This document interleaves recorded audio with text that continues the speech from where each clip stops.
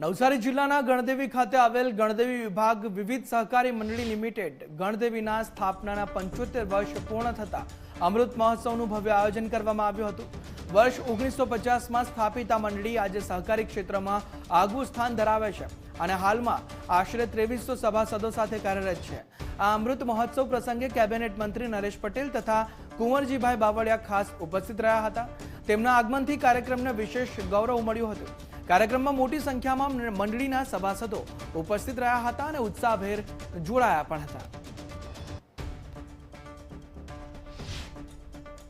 आ उजवणी में गुजरात सरकार केबिनेट मंत्री कुंवरजीभाई बावळियाजी અને આજે જે ઉજવણીના કાર્યક્રમના જે અધ્યક્ષ હતા એ સહકારી બેંકના ચેરમેન ભાઈ શ્રી અરવિંદભાઈ, અમારા સાથી ધારાસભ્ય શ્રીઓ તેમજ અન્ય સહકારી આગેવાનો બધા જ લોકોની ઉપસ્થિતિ હતી।